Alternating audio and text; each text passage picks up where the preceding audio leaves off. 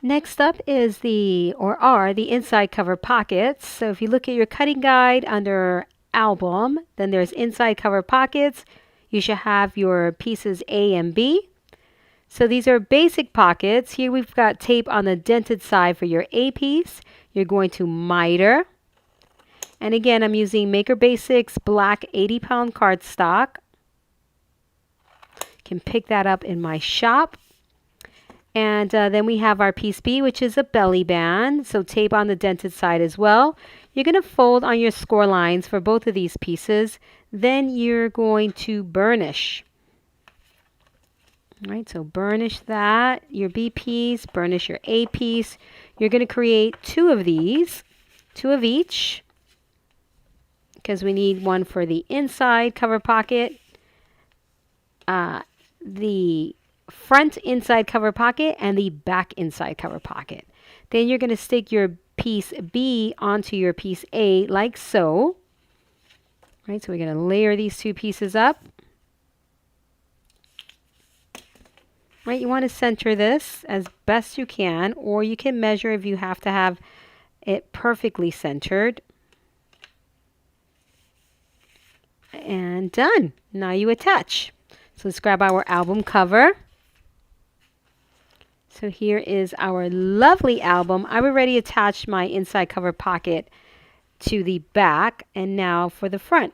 So I like to attach my inside cover pocket so that it is giving me an 1/8 inch border along the side and the bottom of the pocket. All right, so I'm going to go position it so it's about 1/8 of an inch at the away from the edge at the bottom and away from the edge on the side.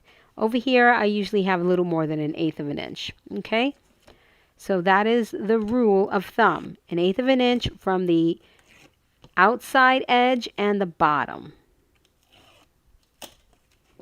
Okay, so positioning it 1/8 of an inch there and on the side, and then bring it over to the opposite side and burnish.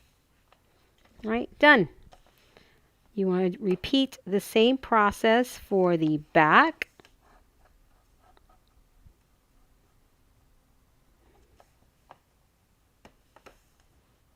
And there you have it. Let's take a look at the back. There's the same pocket for the back.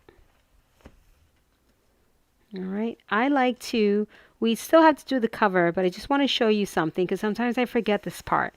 I like to let my albums kind of rest after I'm done with them with a large clip.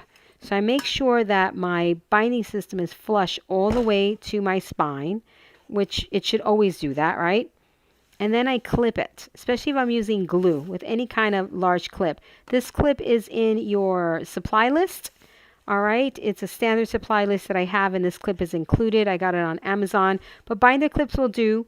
I just like to leave my album like this for a couple of days so that I train it to always be like this, right? So it doesn't take on some weird form of any sort. And yeah, and that's it. And I usually do this once I do the cover and all that good stuff.